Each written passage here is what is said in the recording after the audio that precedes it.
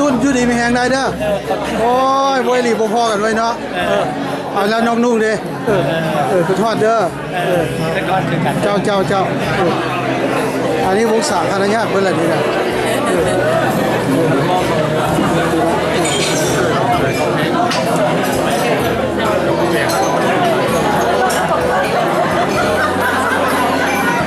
เป็นนางเอกยังได้ร้องแล้วประกอบอีก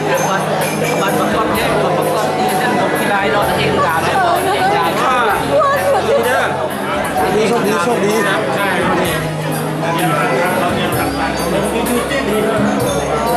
เดี๋ยวนี้ยูใส่ต้องมือให้เต็มแน่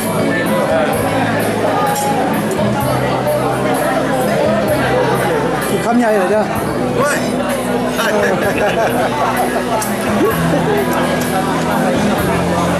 ระวังเราเข้าจริงๆก็ติดมา45เดือน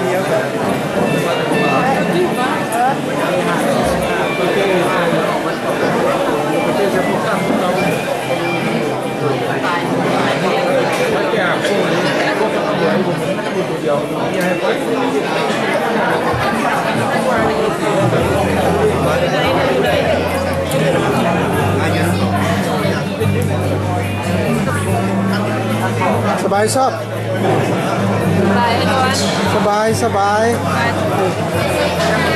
ยเด้ไปดูเด็กก่อน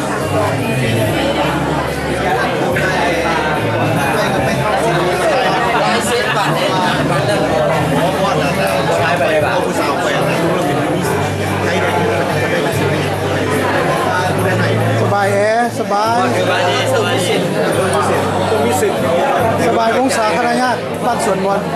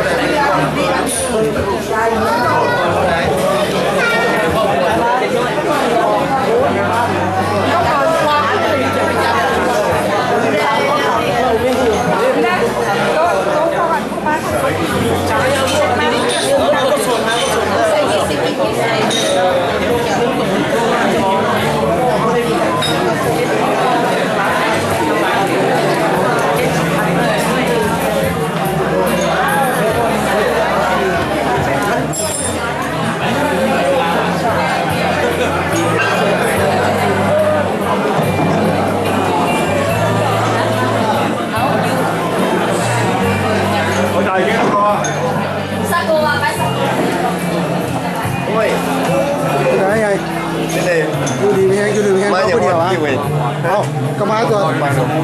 ผมมาอย่างไรไทยบ้านมากระมาตัวใกล้ก้า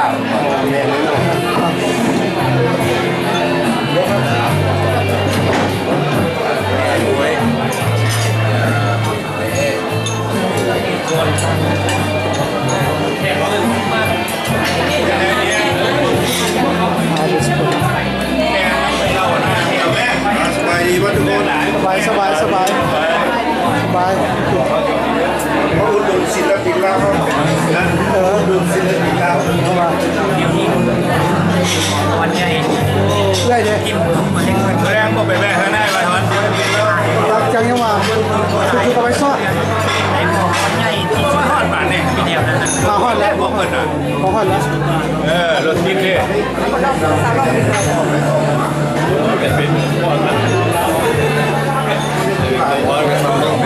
บอจัดนี่หนูมีของเลี้ยงบอจัดให้เพิ่นบอกวันที่จัดที่ไม่ได้กันเลยถามเรื่องตัวตุ้นเที่ยวปิดเลี้ยงอะไรวางบอลองคนละชั้นวางบอเนี่ยนะถามวางบอพวกเขาเลี้ยงจัดให้มันมันแบบมันไหลว่างแล้วก็โตมันจะเป็นอย่างอเมริกันเลยหัวเขาโอกาสน้ำหัวยากเราไปเฝ้ามาเฝ้าเนาะเวลาทำขอร้านทำเมียแบบเข้าเลยผู้เลี้ยงหลานนั่นนี่แทนเมียได้เป็นต่างตัวเลยเนี่ยตัวพวกเมียตัวนี้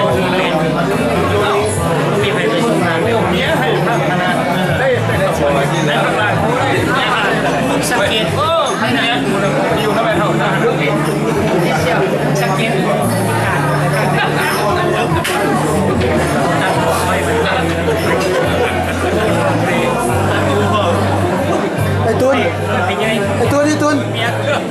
ตุ้นทำสบายน้องนุ่มแถบอันเมืองฝรั่งในตัว สบายดีเด้อประชุมสุคนน้องลงเมืองฝรั่งฮักแพงพี่ทอดขึ้นประชุมคนเด้อ ถามใช้ส่วนมอนนะแม่ให้เรียนบาทได้ทั้งตัว ให้ส่วนมอนั้นพี่ทอดขึ้น บทสุดท้ายหรอบทสุดท้ายพวกมาแทงให้อาจารย์ลาเขาแก้วเด้ออันเรามาหยาบเด้อ เอาฝากความเนาะสบายดีอาจารย์ธาราคือบริพ่อโดนน้อยเนาะ กับบริพ่อกันดูนะเด้มาเมื่อนี้กับย้อนวิดีโออยู่ดีมีแหงได้เด้อ อยู่ดีมีแห้งกันเนาะ เจ้าปัจจุบันตัว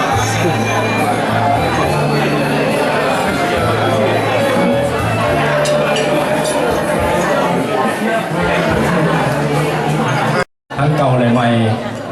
ไอ้ท่านผู้มีเกียรติได้รับฟังสำหรับค่ำคืนวันนี้ก็แม่นคำตุนวงสนิทซึ่งว่ารุ่นเก่าๆแล้วก็จะฮู้ว่าคำตุนนั่นเป็นไผแต่ว่ารุ่นใหม่ๆขึ้นมาก็สิลืมหน้าลืมตาเนาะอันนี้ครับเจ้าเองในนามคณะวงดนตรีเดียวกันคือคณะนมสังคมซึ่งว่าเป็นวงดนตรีวงหนึ่งซึ่งว่ามีชื่อเสียงในสมัยนั้นอยู่เมืองลาวก็มีคำตุนวงสนิทซึ่งว่าเป็นผู้ตีกลองและก็แต่งเพลงและก็ห้องเพลงบางคนก็สิจือบ่ได้ว่าคำตุนวงสนิทเป็นไผเอาง่ายๆเนาะก็เป็นเจ้าของเพลงให้ชื่อว่าตัวให้ตายเพลงตัวให้ตายตอนนั้นก็เป็นของคอยเนาะไปห้องเจได้กันหนีน้ำบ่ได้หนีน้ำบ่ทันซะทำไมผู้หญิงข้าเจ้าเครียดหลายตัวให้ตายซะก็จะให้ท่านได้พบกับคำตุนวงสนิทขอเชิญคำตุน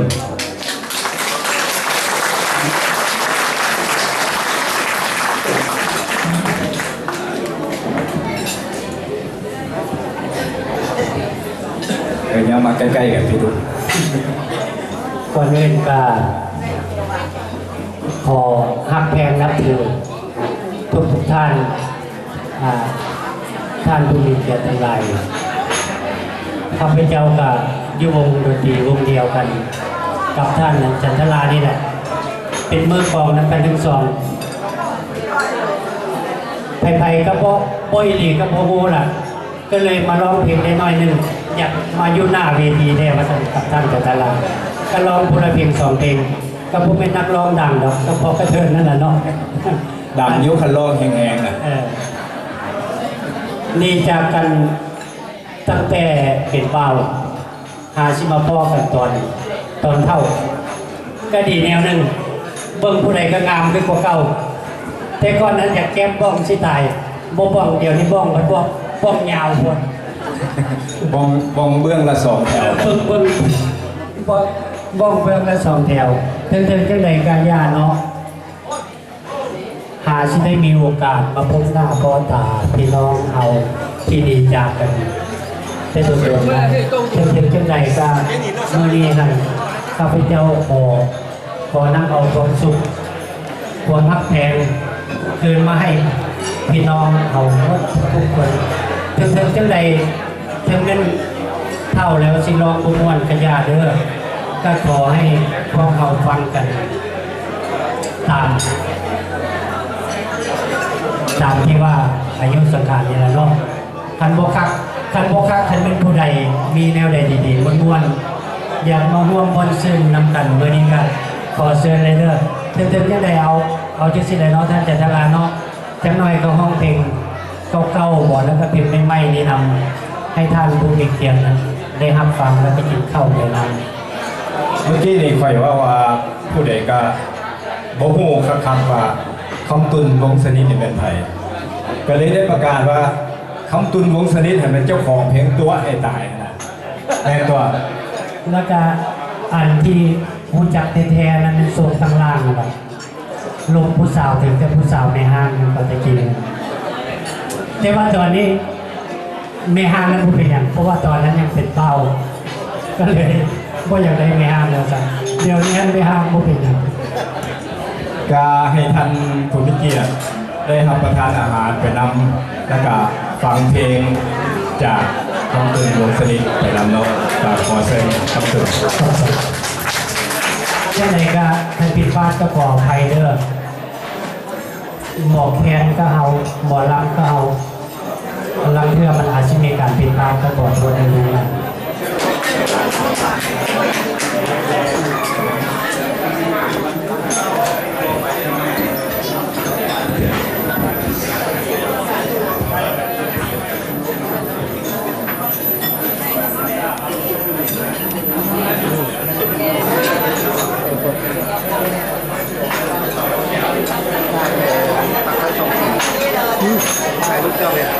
แม่นบ่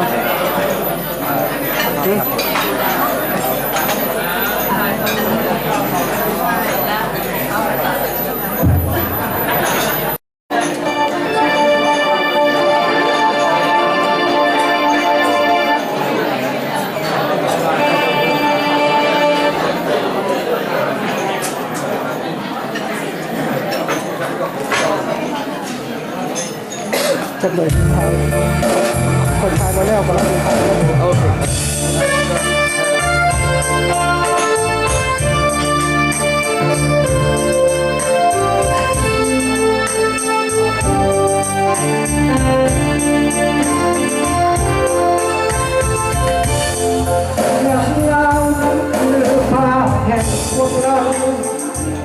หัวใจก็ยังติดฝันบ้านเกิดเมืองนอกเธออยู่ไกลห่างต่างแดนก็ว่าวันซ้อน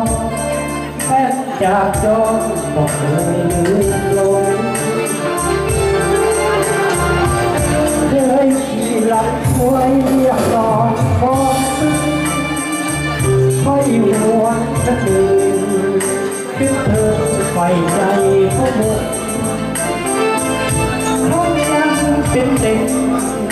แต่เล็กหุบผาดงอย่างแรงๆไล่คอยกับเธอภาพนั้นผมฟังใจ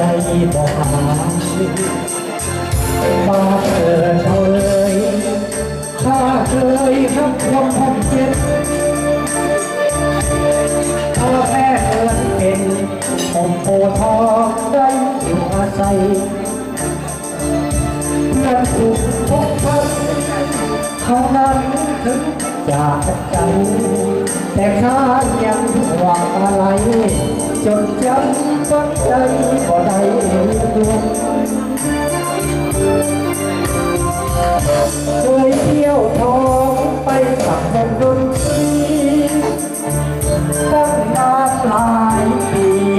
เคยหอมเต็มกล่องประสาจำเสียงใจบอกคำคุณรักน้องมาถึงจะอยากพาไกลบ้างยังเป็นความประสาของเราอย่างเดิม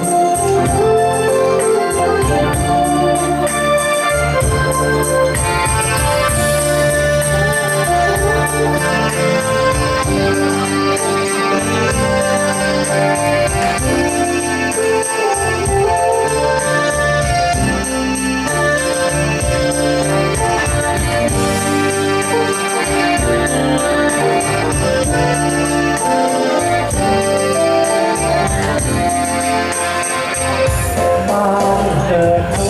ยข้าเคยรับควงห้องเพียงพ่อแม่เหมือนเป็นแผ่นโพทองได้อยู่อาศัยเพื่อนฝูงทุกท่านเท่านั้นถึงอยากกันไกลแต่ข้ายังห่วงอะไรจดจำต้นใจก็ได้ลืมลงเคยเที่ยวทองไปกับวงดนตรีตั้งนานหลายปีเคยห้องกับประสาจำเสียงได้บอกคำตุนนักห้องมาเพิ่งจะอยากพาไปบ้านมา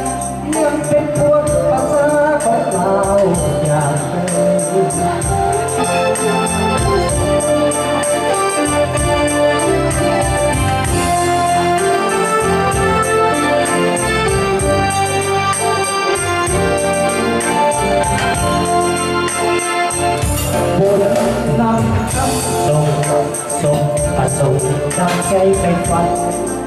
ปรารถนาได้ทุกสิ่งนั้นขอให้ฝันเป็นจริงทุกอย่างเงินคำกระไรโพยไทยไปไกลหาเพื่อนฝูงหอกล้องหอกตาไหวพรใส่ของอยู่เย็นยังยืนยาวมัน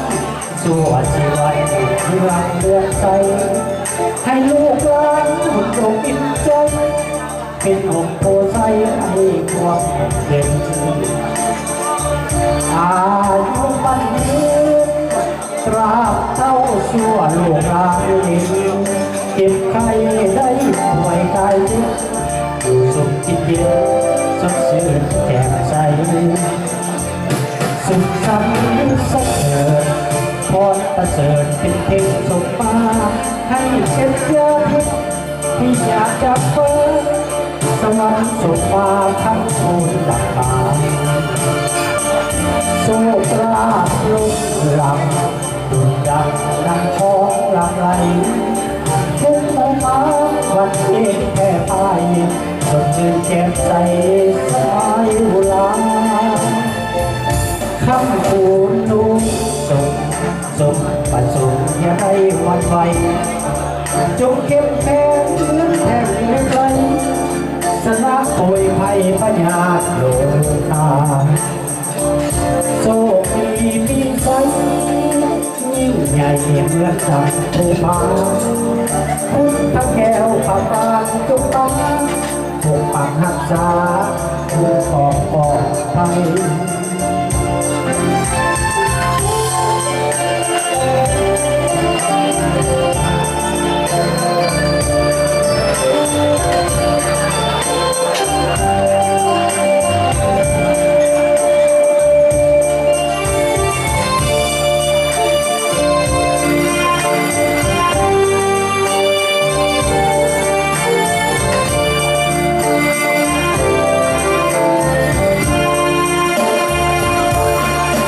สันเสริญพรประเสริฐถึงเป็นส่งมาให้เป็นยา